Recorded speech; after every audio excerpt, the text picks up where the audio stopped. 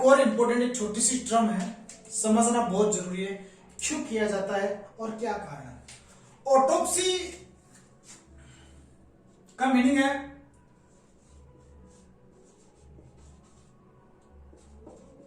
Examination body का, examination of body, but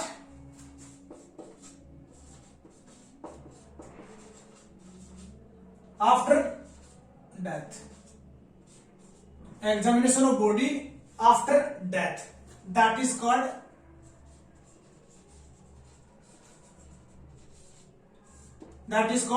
autopsy, या ऐसे बोले पोस्टमार्टम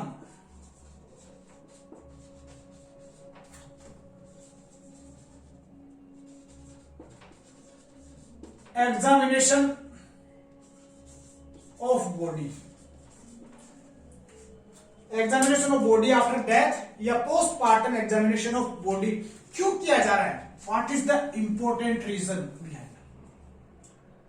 आफ्टर डेथ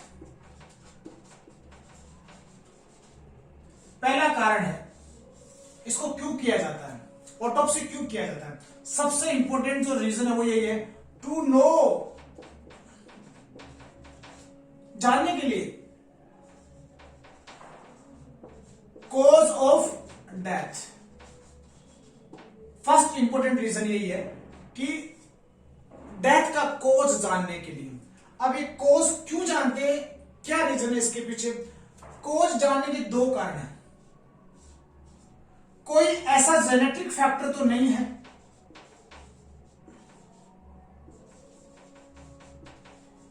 जो सिबलिंग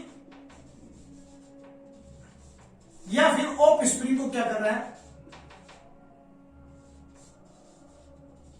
इन दोनों का मीनिंग क्या है, नेक्स्ट जनरेशन, पीढ़ी, इनका मतलब क्या है, नेक्स्ट जनरेशन। तो आफ्टर डेथ एग्जामिनेशन क्यों करते हैं, to know the cause of death, death का कारण जानने के लिए। इसके क्या फायदे कि जो जेनेटिक फैक्टर होते हैं वो नेक्स्ट जनरेशन में सिबलिंग या ऑफ स्प्रिंग को ट्रांसफर हो सकता है, वो कॉज उसका जानने के लिए, इससे उसका क्या किया जा सकता है, प्रिवेंशन के लिए, टू प्रिवेंशन ऑफ डिजीज, उस डिजीज को प्रिवेंट करने के लिए। इसका एक फायदा ये भी है, इसका एक फायदा ये है, आफ्टर डेथ क्यों किया जा रहा है, to know the cause of death, और इस डेथ को जानने के क्या कारण है कि जेनेटिक फैक्टर जो सिबलिंग को और ऑफस्प्रिंग को प्रभावित कर रहा है या नहीं कर रहा है। एक और ये है कि जो टू सोल्व है द डिस्प्यूट between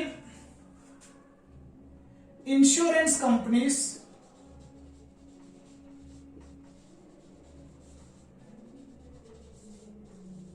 and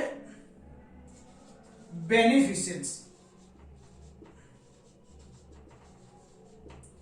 देखो एक बार फिर से मैं शॉर्टली एक्सप्लेन कर रहा हूं। ऑटोप्सी क्या है, एग्जामिनेशन ऑफ बॉडी है आफ्टर डेथ, या फिर इसको ऐसे बोले postmortem examination of body, postmortem examination of body. ये क्यों करते हैं, इसके दो फायदे। पहला कारण है कि जो डिजीज का कॉज जानने के लिए, to know the cause of death, sorry death का कॉज जानने के लिए। दूसरा कारण है कि कोई भी जेनेटिक फैक्टर की वजह से पेशेंट का डेथ नहीं हुआ है तो सिबलिंग या ऑफ स्प्रिंग को उससे कोई प्रभाव नहीं हो, उसका कोई इफेक्ट नहीं आए, ये जानने के लिए भी क्या किया जाता है, ऑटोप्सी किया जा रहा है। कॉज जानने के लिए, जेनेटिक फैक्टर, और ये देखने के लिए।